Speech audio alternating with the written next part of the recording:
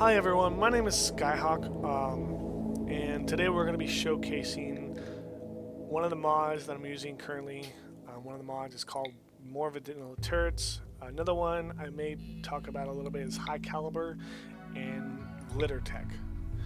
Um, so let's just get straight into it. One of the things that I want to talk about is a turret from the More Vanilla Turrets mod called the Devastator Mortar.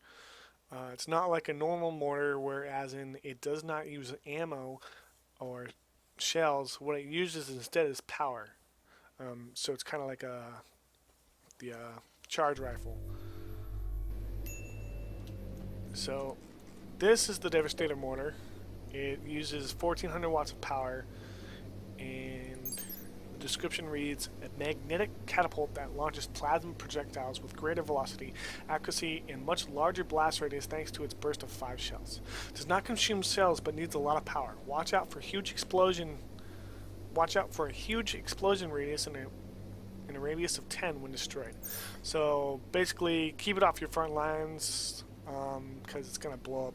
Massive explosion if it does. And it's really powerful. So we're just gonna have him go man it, and we're gonna show you what happens.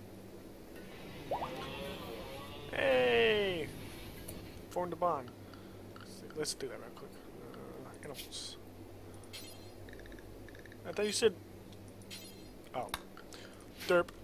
Anyway, click on this. Let's set a target. Target. Where's a target I can shoot at? Something that I don't like. Something that needs to die. Are there any animals that wish to die? What is that? That's a lynx. Maybe I'll choose the lynx. This Deep Rich Forest is also another mod called, oh damn it, what's it called? Anyway, I'll showcase the mods after I'm done. Now let's go back to that lynx. Hello, Mr. Lynx. So we're gonna click that.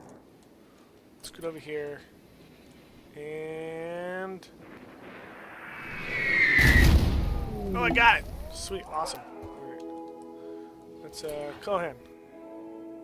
Come here, man. This steel gun. This is another turret that you can build with the More Vanilla Turrets mod. It's just a manned. It doesn't take any power. It's a steel gun complex. It doesn't take any power. But oh, I forgot about that. I didn't even see that watch. But it basically behaves like a turret. It doesn't do a lot of damage, but it's good. It's a good, just overall weapon to have around. Because you put multiple of them together, you put a couple turrets together. These are steel military grade turrets. They shoot off a higher burst with more accuracy, and they have a longer range. Oh, damn it. Forgot these things. Don't want to kill them. Don't get too bad. And you pick that up. Kimmy, you pick that up. Irina, you pick that up. Harley, no, you can't do that. You part that, and you grab that. Okay. So another thing is, Seraph is one of my main snipers.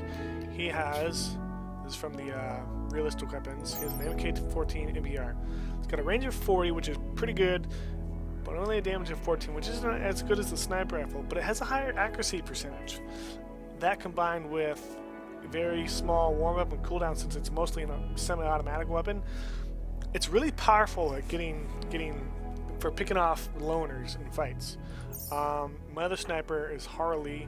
He has a weapon from the Glitter Tech mod called the EMRG-1, and it has a high. It's not as accurate, and it has a much higher reload rate or fire rate, but its damage is really high, so it's good for picking off those high threat targets like anyone with a rocket launcher or doomsday rocket launcher, that type of stuff, or other snipers even, in fact, because I think it has a longer range than a regular sniper rifle. So you know, you put these two together, and in fact, Juggernaut, that's a new weapon I picked up. It's not as fast as the MK14. Doesn't have as much range as the EMRG-1, but it has a higher damage and longer range, and is pretty damn accurate as well. So he may also fall into that category of snipers. So you put Harley, Seraph, Apolloin together, mixed with the Devastator Mortar, and any sort of siege that shows up is gonna get crapped on real quick. So I can definitely make sure that, you know, any siege that shows up isn't gonna be much of a problem.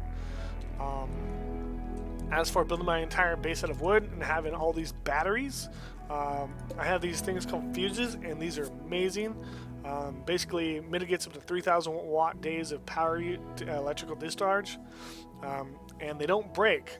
So if you get a zit event, these things will just flip, and you don't have any sort of explosions in your base, and you just have to reset them. Early on, there's these things called power. You get a makeshift fuse. It does the same thing, but you got to repair it once it's tripped. So unlike these, which just trip and then you just got to reset them. And I have another mod for emergency power. So these will stay closed unless I suddenly run out of power, which I don't think because of this thing putting out 8,200 watts of power. This is another thing from the Glitter World Tech modification. But it requires some pieces of technology that you can manufacture and you can only get from trade ships. So I've been waiting like a year and a half to build this thing. It's just been sitting there partially constructed while I try to get some parts for it. But now that I have it, it's really good. Another tower is called the Vulcan Cannon. It's basically a minigun that continuously fires, but it takes 1,000 watts of power, and it's really powerful. So basically, yeah, that's basically everything that I want to show you guys, and I hope you enjoyed the video, and see you soon.